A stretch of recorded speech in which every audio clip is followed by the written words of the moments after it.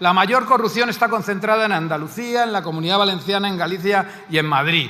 Comunidades con mucha actividad inmobiliaria, externalización de servicios públicos y obra pública. El Partido Popular es el que más causas de corrupción tuvo en ese periodo, implicado en el 40,5% de los procedimientos. Le sigue el Partido Socialista, porque es evidente que el bipartidismo ha tenido militantes y cargos públicos implicados en el 78,5% de las causas. En Cataluña, Convergencia i Unió desapareció tras los escándalos del 3%. El emérito ha tenido que abandonar España por sus muchos casos de corrupción. Ninguna fuerza política se ha librado de caer en el pozo inmoral de la corrupción, que seguirá existiendo hasta que llegue el hombre nuevo que reivindicaban desde Jesucristo hasta Lenin.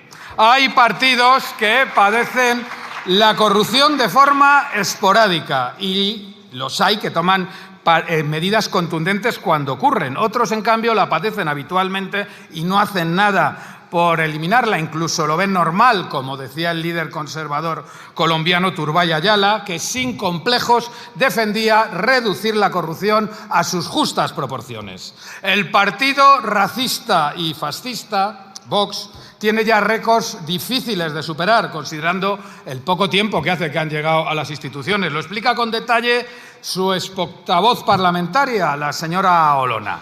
El juez Serrano, exportavoz de Vox en Andalucía, fraude millonario en subvenciones. El jefe de Vox en Granada, el señor Nogueras, condenado por delito continuado de estafa. El portavoz de Vox en Valencia, Bárcenas, amañando contratos. Varias multas del Tribunal de Cuentas por financiación irregular del partido, desde Hungría hasta Irán, y 7 millones de euros transferidos desde las cuentas de Vox a la opaca fundación manejada en exclusiva por el jefe Abascal, etcétera, etcétera, etcétera. Y no diferenciar el interés de la sociedad de los intereses particulares lleva a caer en las corruptelas ofrecidas por grupos económicos y empresas, que no olvidemos son los corruptores en el 100% de los casos. No queremos la libertad de eliminar controles y transparencia en la contratación pública en beneficio de corruptos y corruptores. No puede ser que las sanciones por robar en un supermercado sean más graves que por saquear los recursos públicos, mientras continúen las prácticas ultraneoliberales de desregulación de la economía y de eliminación de control sobre el dinero público. Ocurrirá que en una pandemia quien tenga contactos venderá las mascarillas a la sanidad pública multiplicando su precio por 100. Los que defraudan para no pagar impuestos también saquean lo recaudado con los impuestos pagados por la clase trabajadora. Mientras ocurra esto, habrá corrupción. Y apropiarse los recursos públicos para beneficio privado debilita y empobrece a un país, dificulta la seguridad jurídica y, por tanto, el comercio y la actividad económica.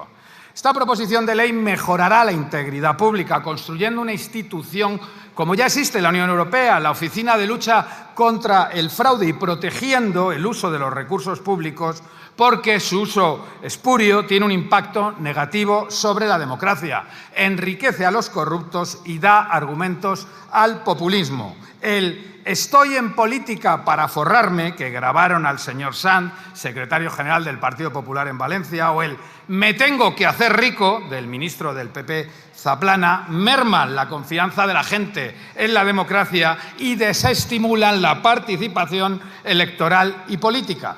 La corrupción tiene también un fuerte impacto en el incremento de la desigualdad. El dinero que va al bolsillo del corrupto se recorta de los servicios públicos, que pierden calidad y se degradan. Todos los indicadores de percepción pública, ya sea por investigaciones periodísticas de la sociedad civil o por el número de condenas judiciales, muestran niveles inaceptables de corrupción, más elevadas que en otros países de nuestro entorno. Y por mucho que lo pensara el líder conservador, no hay justas proporciones aceptables en materia de corrupción. Quiero resaltar que nos encontramos entre los países con menos corrupción entre funcionarios, gracias a una carrera funcionarial ordenada y profesionalizada. La corrupción se manifiesta fundamentalmente a través de sobornos y alteraciones de contratos y concursos públicos. Nuestro gran problema son los corruptores, quienes utilizan dinero privado para engrasar a partidos, a políticos y a responsables de la administración corruptos, saqueando los recursos públicos en provecho propio. Y por eso necesitamos medidas más allá de la habitual visión represiva o ex post, medidas preventivas, ex ante, concienciación y cumplimiento, control sobre las empresas que concurren a concursos públicos. Y aprobar esta proposición de ley es una obligación urgente. El Grupo de Estados contra la Corrupción del Consejo de Europa, en junio del 19, decidió no seguir aplicando su procedimiento de incumplimiento a España. Incumplimiento que, según el anterior informe Greco, que hacía énfasis en la trama Gürtel, seguía existiendo en 2018 con el Gobierno del Partido Popular y del señor Rajoy. Este mes de agosto se ha publicado el último informe del Greco. Constata que España ha incrementado mejoras, concretamente 16 de 19. El primer informe Greco sobre deficiencia señaló 7 recomendaciones no cumplidas. En el último informe se han reducido solo a 3, respecto a las que nos solicitan reformas: los aforamientos, puertas giratorias, asesores y lobbies, la estrategia anticorrupción en la Policía Nacional y la lucha y prevención contra la corrupción en la administración pública. Y el informe Greco saluda expresamente las medidas contenidas en el Plan de Acción para la Democracia que aprobamos en el año 2024 en el Consejo de Ministros, un plan que recoge demandas hechas por varias de las fuerzas parlamentarias de este Congreso. Esta propuesta que presentamos hoy incorpora estas 3 demandas del Grupo Greco. Cumplimos así en esta PL con los compromisos internacionales de España en la lucha contra la corrupción. Tanto la Convención de Naciones Unidas contra la Corrupción, el Convenio Penal del Consejo de Europa sobre Corrupción, el Tratado de Funcionamiento de la Unión Europea conmina a los Estados a establecer órganos de prevención y lucha contra la corrupción especializados y con la debida independencia, formación de su personal y recursos públicos. Y en España ya existen varias agencias anticorrupción autonómicas, en Cataluña, en la Comunidad Valenciana, en Aragón, Comunidad Foral de Navarra, en Asturias, en Andalucía, en Galicia. Desde el 2016 existió la Oficina de Prevención y Lucha contra la Corrupción en las Islas Baleares hasta el año 2024, cuando el Partido Popular la disolvió por exigencia de Vox. Es obvio que la ultraderecha no quiere ningún control sobre sus múltiples chiringuitos que ordeñan el dinero público. También hay oficinas locales en el Ayuntamiento de Barcelona o en el Ayuntamiento de Madrid. Y ante este amplio consenso internacional, autonómico, local, pues es urgente la creación de la Oficina Estatal para la prevención de la corrupción, para que actúe en el ámbito de sus competencias.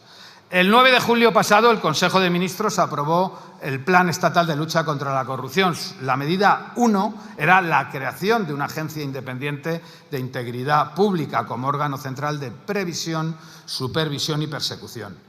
Esta proposición de ley recoge los 4 elementos necesarios para ello. En primer lugar, la creación de la Oficina de Prevención, Investigación y Erradicación de la Corrupción en la Administración General del Estado y en su sector público instrumental. Entendida la corrupción como el fraude y el uso destino ilegal de fondos públicos o cualquier conducta que conlleven conflictos de intereses o uso en beneficio privado de informaciones obtenidas en el ejercicio de funciones públicas. Tendrá independencia y autonomía y su presidencia será elegida por este Congreso. Las funciones de la oficina serán crear, en primer lugar, un sistema preventivo de alertas tempranas en la Administración General del Estado y su sector público instrumental. Y, en segundo lugar, una estrategia integral de prevención de la corrupción, de impulso de la integridad, de investigación de la corrupción y de mejoras integrales en la Administración estatal. Y también promoverá la elaboración de planes de prevención en todas las administraciones sujetas a la aplicación de esta ley. Tendrá que tener capacidad de investigación y de inspección para el esclarecimiento de los hechos que puedan ser constitutivos de fraude, de corrupción o conflictos de intereses. Una capacidad de investigación sobre todas las administraciones públicas de la Administración General del Estado, sobre las Fuerzas Armadas, sobre las fuerzas y cuerpos de seguridad del Estado, sobre empresas o entidades privadas que reciben subvenciones del Estado, incluidos los partidos políticos, los sindicatos y las organizaciones empresariales. Es decir, lo que nos está exigiendo el Greco. Y las administraciones y las empresas que contraten con la Administración pues también deberán tener sistemas internos y estrategias de prevención de la corrupción y en caso de incumplimiento se prevén multas de hasta de 1 millón de euros. Y concluyo. No cabe recrearse en las críticas del Greco a España por la falta de medidas para la prevención y el combate de la corrupción y a la vez oponerse a la puesta en marcha de esta oficina, que sigue y recoge todas las recomendaciones del Greco. Pedimos el voto a favor de todos los grupos parlamentarios y, conscientes de la urgencia de esta proposición de ley, con humildad les ofrecemos a todos los grupos parlamentarios que la hagan suya y que entre todos y todas mejoremos su contenido. Muchas gracias. Que hay que señalar que no cabe la ingenuidad, que no creo que nadie debiera salir de este debate o nadie que esté asistiendo o atendiendo a este debate debiera salir con la sensación de que con esto está todo arreglado, de que con esto la corrupción va a desaparecer en el Estado español. El Estado español, yo diría que en el conjunto del planeta, porque la corrupción es sistémica o, como prefieren señalar en este texto, endémica. Es decir, acompaña al proceso económico y al modelo económico del Estado español, yo diría que el conjunto de los planetas, casi el planeta, de manera continuada y de manera machacona. La corrupción, y usted ha señalado que se podían compatibilizar 3.740 casos en el periodo 2020, cabe sumar los que se podrían compatibilizar del año 78 y al 2000, algunos nos vienen a la cabeza, los gobiernos de Felipe González, que también estuvieron vinculados a Filesa y otra serie de cuestiones, o algunos de los gobiernos de Aznar, también con algunos casos, aparte de todas las tropelías que ha habido a nivel autonómico y municipal, por lo tanto hablaríamos de una cifra mucho mayor, pero incluso habría que ver también por qué.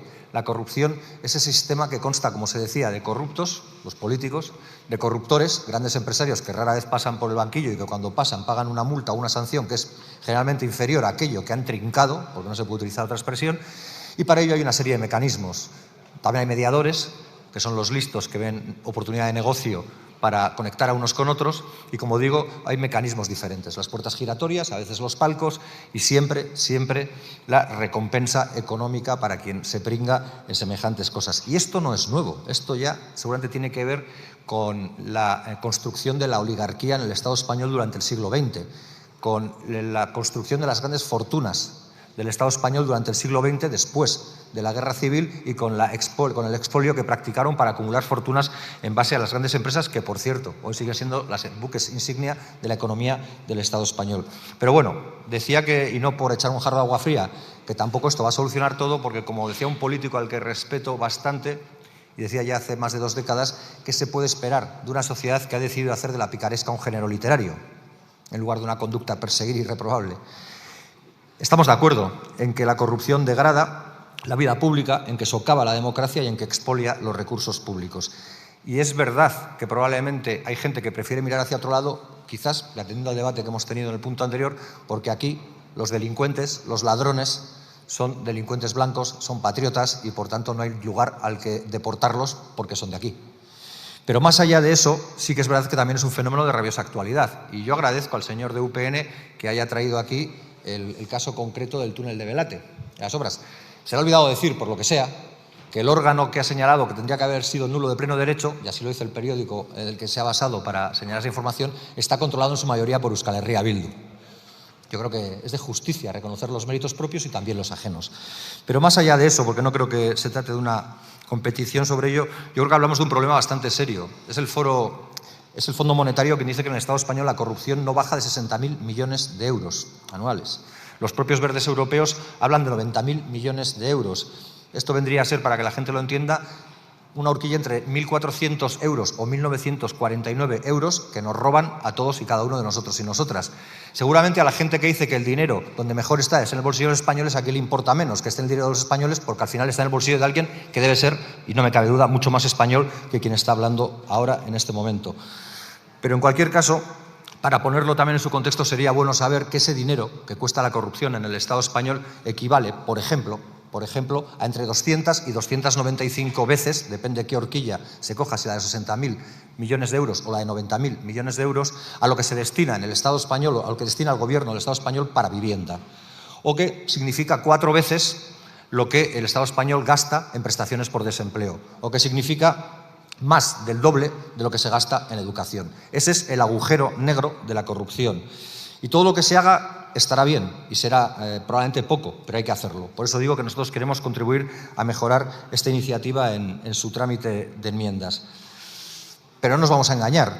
Lo vamos a hacer enfrentándonos a una sociedad que ha interiorizado el relato del mal menor, que ha aceptado que expresiones como, y creo que no habré sido el único, que las ha oído de si yo estaría en su lugar haría lo mismo, o qué harías tú si estuvieras en su lugar, o aquella otra que algunos concejales y cargos públicos habrán soportado más de una ocasión de míramelo con cariño, esto me lo tratas con cariño cuando hablamos de expedientes, se ha convertido en una norma de funcionamiento habitual. Y eso es también un elemento que hay que desterrar y que en cualquier caso con esas campañas de sensibilización que se dice conseguir arrinconar y desterrar. Porque lo que es curioso es que en este caso nunca se recupere el dinero. A mí, sinceramente, me da igual donde pase los últimos años de su vida una persona que ha sido excarcelada porque se supone que padece una enfermedad terminal. Sinceramente, me da igual que los pase dentro, que los pase fuera, con su familia o en una playa. Lo que me preocupa es que su dinero no aparece y que el dinero de ese, igual que el de todos, nunca aparece.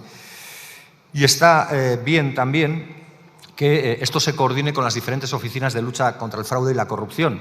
El señor Santiago, en su intervención inicial, ha señalado un montón de lugares o de comunidades autónomas donde ya existen estas oficinas contra el fraude y contra la corrupción.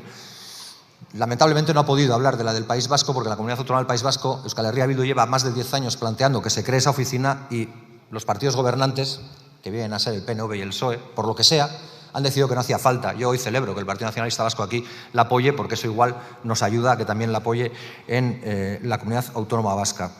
Y para ir finalizando, dos consideraciones en lo que tiene que ver ya con el articulado concreto. En lo que habla con las ideas generales, habla del principio de independencia, de integridad, de objetividad, profesionalidad, habla de la neutralidad.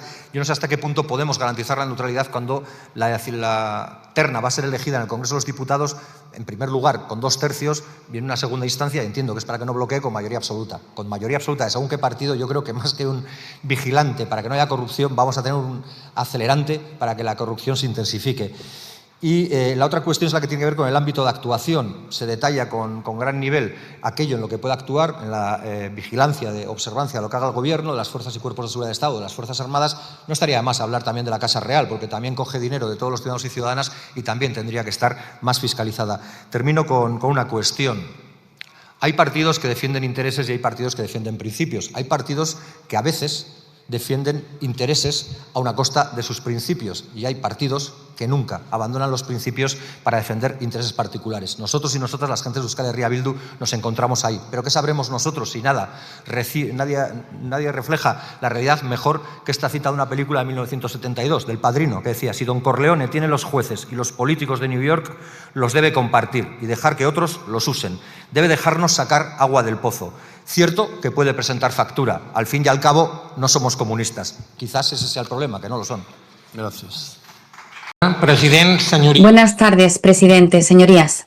Permítanme que empiece relacionando un tema global con el tema de debate hoy aquí. El escritor israelí David Grossman señaló acertadamente que una de las razones de la escalada criminal del primer ministro Netanyahu es que esconde tras la guerra y tras el genocidio su enorme corrupción. Vean, señorías, que la corrupción también sirve para el crimen, y en este caso, como hoy ha señalado un organismo de Naciones Unidas, para el genocidio. Quiero destacarlo al empezar mi intervención porque nada está aislado y todos somos ciudadanos de un entorno global donde un corrupto hoy se ampara en la destrucción de personas inocentes. Señor Santiago, hemos leído atentamente la proposición de ley de creación de la Oficina de prevención de la corrupción. Celebramos que con esta proposición hoy este hemiciclo pueda hablar seriamente de corrupción, porque cada semana la cuestión de la corrupción sale de forma frívola, tacticista, como dirían las señorías del PP, torticera, y hoy hablamos, quiero pensarlo así, en serio. De hecho, como ya se ha dicho, la corrupción es algo que afecta a todas las democracias, pero lo que separa unas democracias mejores de otras es la forma de hacer frente a esta corrupción. Y aquí no vale el voluntarismo, no valen las buenas intenciones. La calidad democrática se basa en mecanismos de prevención exactos y estrictos. Y también debemos huir de una consideración fatalista que dice que los ciudadanos de esta península tenemos que ser corruptos por cultura política. Tenemos que salir de ahí. Debemos aspirar a una ejemplaridad democrática que solo se basa, evidentemente, en mecanismos y en evitar el otro extremo, que es el exceso hipermoral cuando hablamos de corrupción. No caigamos en el cinismo de intentar parecer como muy morales cuando de lo que se trata es de ser exactos, eficaces y justos. Entendemos que la proposición de sumar es plausible, pero llega tarde. Llega tarde, señorías. En Cataluña, por ejemplo, en el 2008 se instauró la Oficina Antifraude. Cabe decir que la Oficina Antifraude sirve para evitar una cosa, que es la elección de las personas. Fue director de la Oficina Antifraude de Cataluña, por cierto, escogido por el partido Convergència i Unió, los herederos de Junts, que ahora saben también cómo hay que enfocar todo esto, el señor Daniel de Alfonso. ¿Se acuerdan de él? El señor de Alfonso es ese personaje siniestro que, reunido con Jorge Fernández Díaz, el ministro del Interior, dijo, recuerden la frase famosa, casi mejor que la del Padrino que ha citado el diputado Matute. Este era el director de la Oficina Antifraude de Cataluña.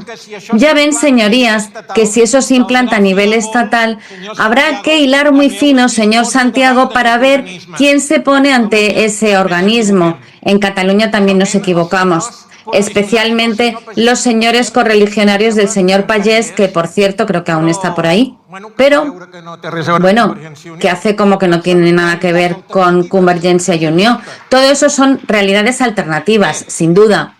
Bien, nosotros en Esquerra votaremos a favor de la tramitación de esta proposición, pero somos escépticos en cuanto al recorrido que pueda tener. Y también debo decirle, señor Santiago, estaremos muy atentos a la invasión competencial, porque aunque usted no tenga esta intención, ni su grupo, hay dos cosas que hacen que pensemos que puede haber esa invasión competencial. Por una parte, la palabra coordinación, que siempre es una palabra que cuando se coloca en una ley de ámbito estatal en relación a organismos autonómicos, indica que por la puerta de atrás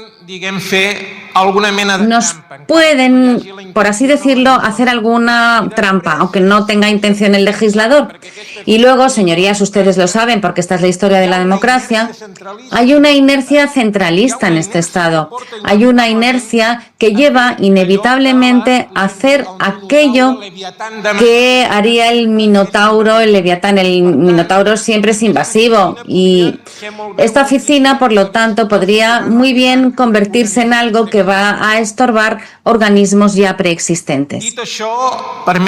Dicho esto, permítanme que como republicano, como independentista, diga que me ha parecido un poco escandalosa la ausencia de cualquier referencia a la Casa Real. Nos parece, señor Santiago, que está muy bien ser republicanos cuando se está en la oposición, pero aún más cuando se está en el gobierno, como su grupo, aún más cuando se está en el gobierno. Nosaltres en som de republicans. Y nosotros somos republicanos. Y creemos que ser republicano es modernidad. Pero incluso si ustedes son monárquicos, señorías del PP, señorías del PSOE, que no sé si lo son un poco, ¿no? Depende del día. Aunque ustedes sean monárquicos, supongo que querrían que esta oficina de prevención de la corrupción tuviera un imperio sobre la Casa Real, por una cuestión muy clara, para evitar lo que ha pasado en la historia reciente de España, que ha sido un enorme escándalo protagonizado por el rey emérito, que lo que hizo fue desdibujar por completo la figura del monarca. Por lo tanto, debo decirle, señor Santiago, que en este punto la proposición que ustedes plantean deja mucho que desear, desgraciadamente. Finalmente, somos partidarios de poner el foco siempre en los corruptores, más que en los corruptos. Usted ha hecho énfasis en eso y estamos de acuerdo ahí. Pero a pesar de las buenas intenciones, no estoy seguro de que este texto pueda llegar ahí. Presidente, acabo con dos observaciones. El portavoz de Junts ha dicho algunas cosas sobre puertas giratorias. Tiene gracia que los herederos del 3% en Cataluña hablen de puertas giratorias que ellos han convertido en una hélice perpetua que va rodando constantemente. Y la prueba de ello es que hoy por hoy Junts per Catalunya son un altavoz de foment del treball, fomento del trabajo. Qué papel tan triste, señorías de Junts. Y a las señorías de Vox que están aquí, acabo, presidente. A las señorías de Vox que esta tarde nos han dado un recital sobre lo que es el odio y el miedo, hay que recordar un axioma que también deben saber sus señorías del PP. Una democracia puede ser corrupta. Una dictadura siempre es corrupta por definición. Muchas gracias. Sí, señoras diputadas, no hay cortina de humo que tape la corrupción. La solidaridad con el pueblo palestino no es una cortina de humo. Están siendo víctimas de un genocidio brutal que hay que detener, vista la pasividad de la Unión Europea y del Consejo de Seguridad de Naciones Unidas. Y es una obligación política, ética y también jurídica, señor Tellado, que no está. Este grupo parlamentario no va a cesar de denunciar el genocidio hasta pararlo y continuaremos trabajando contra la corrupción, venga de donde venga, como se demuestra con esta proposición de ley. Ojalá el Partido Popular deje de utilizar su rechazo y su criminalización de la solidaridad con Palestina como excusa para no denunciar lo que también para Naciones Unidas es el genocidio perpetrado por Israel contra el pueblo palestino. Hoy tienen la oportunidad de demostrar que tampoco usan cortinas de humo para oponerse a tomar medidas contra la corrupción. Palestina libre, pero sobre todo Palestina viva. Hay amplio consenso en que la corrupción es un problema político y social muy grave. Se han contabilizado 3.740 casos entre 2000 y 2020, el 85% de ellos en el ámbito municipal, el 92% en ciudades de más de 100.000 habitantes que han sufrido casos de corrupción. Y no puedo acabar, señorías, sin hacer mío otro clamor urgente, el que simboliza esta bandera palestina que va a seguir ondeando aunque Ayuso y el califa de ultraderecha que no quiere califatos busquen prohibirla. Por eso, frente a su odio, hechos y no solo palabras, que quiere decir basta de excusas vergonzosas para no aprobar por decreto ley el embargo integral de armas a Israel que la sociedad civil viene exigiendo no hace 2 días, no hace una semana, sino hace casi 2 años desde que comenzó el genocidio. Que quiere decir basta de excusas,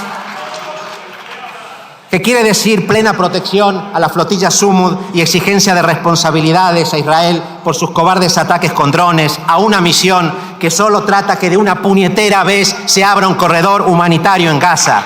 Que quiere decir apoyo y cariño a quienes están dispuestos, sí, a tirar las vallas y a parar las vueltas ciclistas que haga falta para que el genocidio no se normalice. Que la ciudadanía sepa que en este Congreso somos muchas y muchos los que sabemos que en Palestina se juega el futuro de una humanidad que no quiere rendirse ante los matones de turno.